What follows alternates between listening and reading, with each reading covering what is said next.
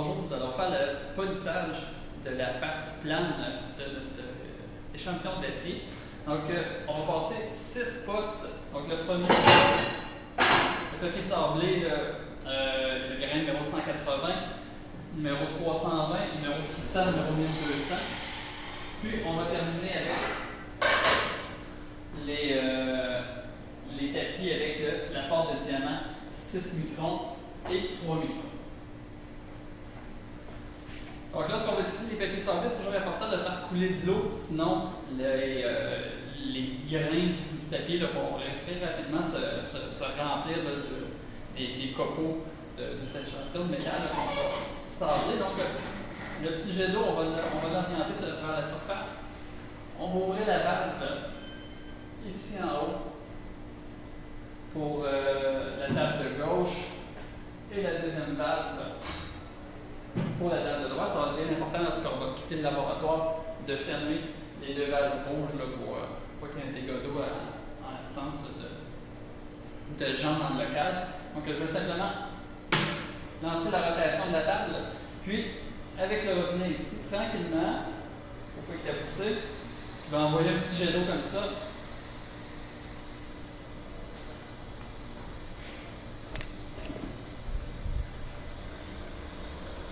Donc, juste un petit jet d'eau pour bien mouiller la surface.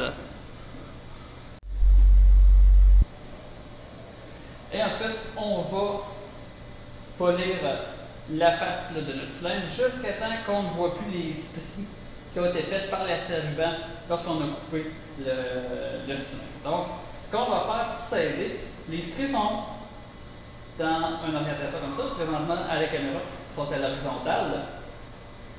Donc, je vais déposer mon échantillon pour avoir les stries perpendiculaires au sens de rotation. Donc là, si je les dépose à l'avant, la rotation est de gauche à droite.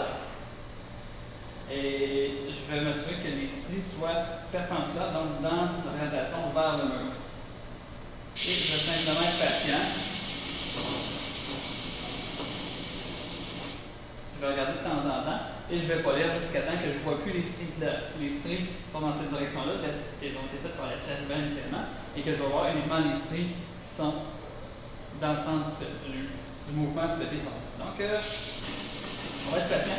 Ça va être important de bien appuyer uniformément parce qu'on ne veut pas que notre surface soit inclinée ni qu'elle soit ronde. Donc, il faut être bien à plat et écouter de manière uniforme.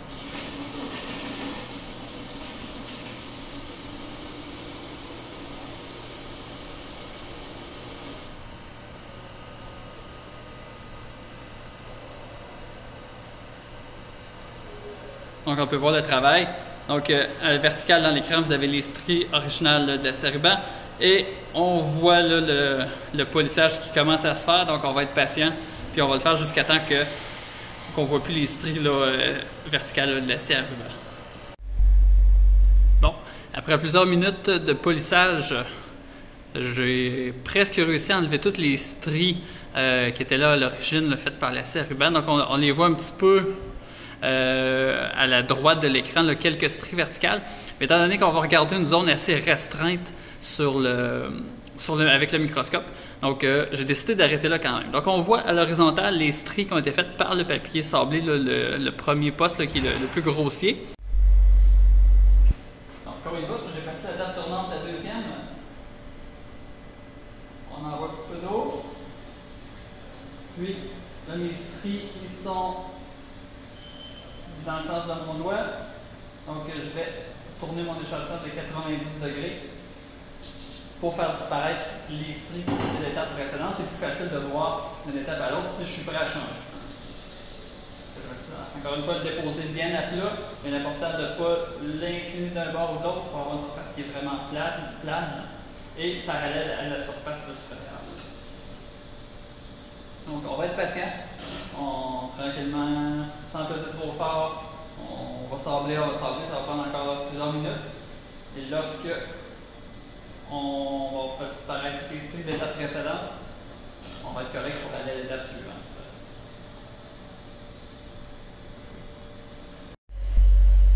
Donc après quelques minutes de polissage sur le deuxième poste, on voit les nouvelles stries qui sont à l'horizontale, qui sont vraiment très très fines. Et on a des restants un petit peu, surtout dans le bas de la pièce, des stries de l'étape précédente. Mais étant donné encore là qu'on va regarder une zone qui est assez restreinte, on va passer à l'étape suivante.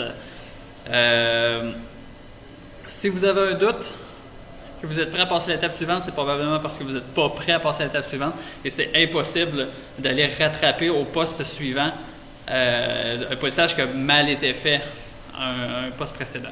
Donc si cette étape-ci, j'ai pas une zone là, dans le milieu là, qui est assez importante et qui est bien polie, bien, ce ne sera pas possible de le faire à l'étape suivante.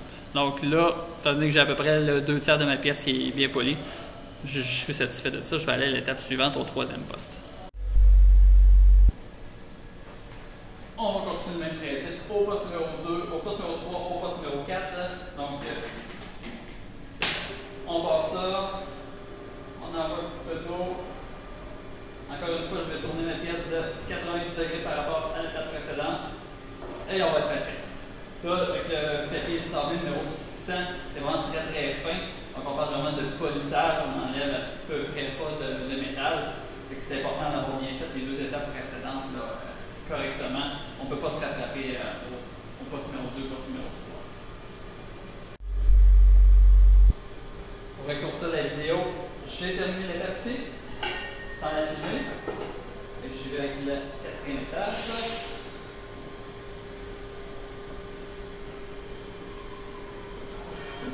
Comme un quart de tour. Ça va être difficile de vous montrer la qualité du polissage au quatrième poste, étant donné qu'on se rapproche vraiment d'un fini miroir. Donc à la caméra, tout ce qu'on voit, c'est le reflet de la lumière. Mais lorsqu'on a fini le quatrième poste, vous êtes supposé vous voir dans la pièce comme si c'était un miroir. Il faut plus être capable, ou à peu près plus être capable à l'œil de voir des stries. Les stries qui vont rester vont être plus fines, mais ce qui est facilement possible de voir à l'œil. Encore là, je vais passer quelques minutes sur le quatrième poste. Lorsque j'ai vraiment mon polissage miroir, on va arrêter ça. Puis on va aller avec les postes avec le diamant pour la suite. Pour permettre le polissage avec les postes numéro 5 et 6, ça va nous prendre des seringues de pâte de diamant qui sont dans le tiroir ici dessus, à gauche. Donc, vous prenez les bonnes. Puis, on va aller ici. Le premier poste, c'est le poste 6 microns, c'est-à-dire que les particules de diamant ont une taille moyenne de 6 microns. Vous avez des tubes là, jaunes 6 microns et on en a d'autres qui sont des 5 microns. Donc 6 et 5, on va les utiliser ensemble. S'il reste plus du 6, on va utiliser le 5. Ça va être acceptable, c'est assez proche des valeurs. Et pour le dernier poste, ça serait le 3 microns. Donc, il ne nous reste plus de 3 microns, donc on va passer le 2.5 et le 3.5 microns, là, qui sont assez proches encore une fois, là, pour que ce soit acceptable. Donc, on va lancer la rotation de la table, avec l'interrupteur en dessous. On va mettre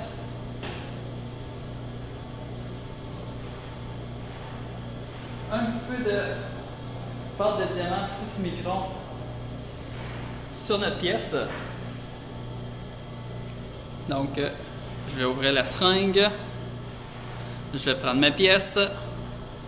Et on va mettre une petite quantité, là. À peu près comme ça, ça va être probablement suffisant.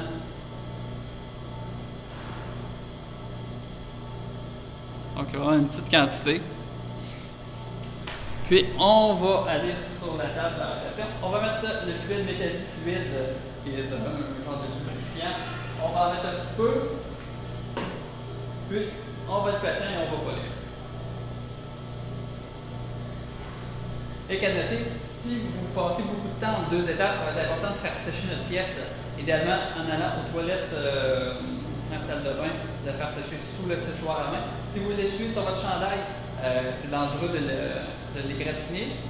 C'est un égratigner vraiment fine, mais ça va être assez pour nous causer des problèmes. Donc on va l'essuyer sous les séchoirs à main. Si on utilise de la comprimée dans l'atelier, il y a de l'huile pour lubrifier les machines dans la comprimée. Des fois, ça vient contaminer notre pièce avec de l'huile. Donc, on va être encore là assez patient.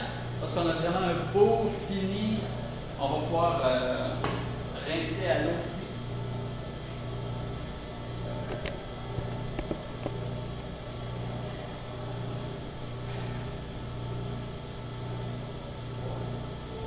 Bon. Il va couper l'eau.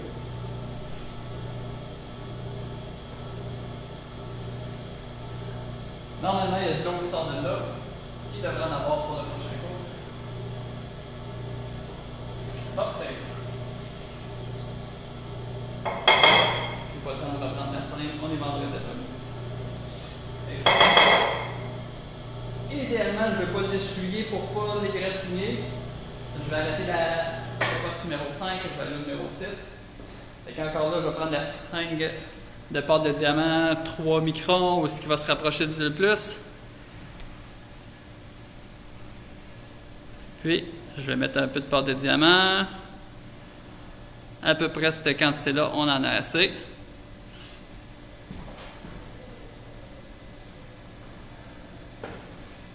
Je vais lancer la table à droite.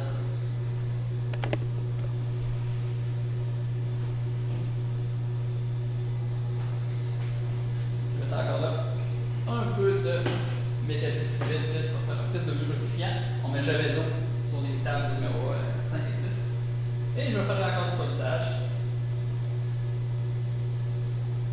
Rendu là, clairement, la surface, c'est un miroir. Et très belle qualité de miroir. Je vais faire pendant quelques minutes. Je vais faire ça un petit peu en accéléré pour terminer la vidéo. Ce sera plus long que ce que je vais faire présentement. Je pense simplement plus long. Parce que ma surface est vraiment du miroir. Je suis plus supposé voir, en tout cas dans la majeure partie de ma surface, je suis plus supposé voir le stri des étapes précédentes, surtout les étapes 1, 2, 3. On va rincer à l'eau encore. On ne met pas d'eau sur les disques numéro 5 et 6. On va arrêter la rotation. On va ranger tout ça. Les seringues, on va ranger ça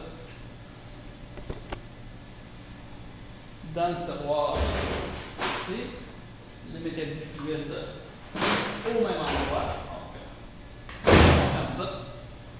Puis, on va être prêt à faire l'attaque chimique.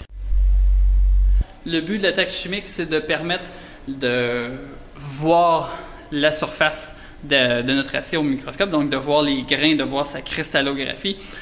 Présentement, ma surface est miroir. Donc, étant donné que ma surface est miroir, si je la regarde au microscope, tout ce que je veux voir, c'est la lumière qui reflète. Donc, je ne peux pas regarder un miroir, que je vois mon visage dedans, je vois mon œil. Donc, il faut la rendre mate. Donc, il faut briser l'éclat. Et je vais le faire avec le produit chimique qui est du Nital. Donc, pour des raisons de sécurité, je vais porter des lunettes et je vais porter les gants enduits de nitrile qui sont dans le tiroir là, tout près de l'évier. Vous allez pouvoir facilement les trouver. Je vais mettre un petit peu d'acide, donc le Nital, dans ma soucoupe.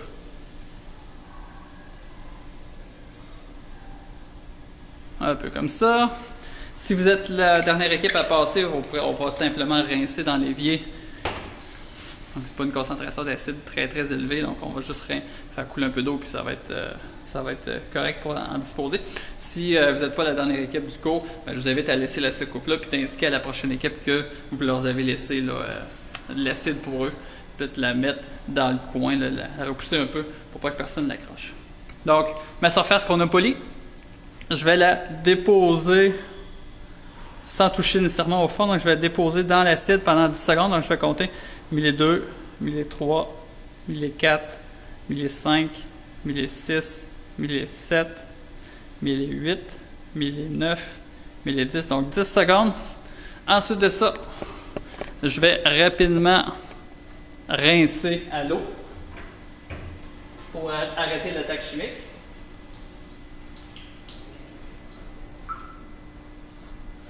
Donc, on voit que la surface est présentement mate. Donc, elle a perdu son éclat. vous ne passez pas beaucoup de temps là, à la regarder. Rapidement, après l'avoir rincée, pour éviter qu'elle rouille, vous allez aller à la salle de bain, la faire sécher là, avec le séchoir à main. Idéalement, on ne l'essuie pas avec notre linge pour ne pas l'égratigner. Et à partir de cette étape-ci, vous allez être prêt à faire l'observation au microscope.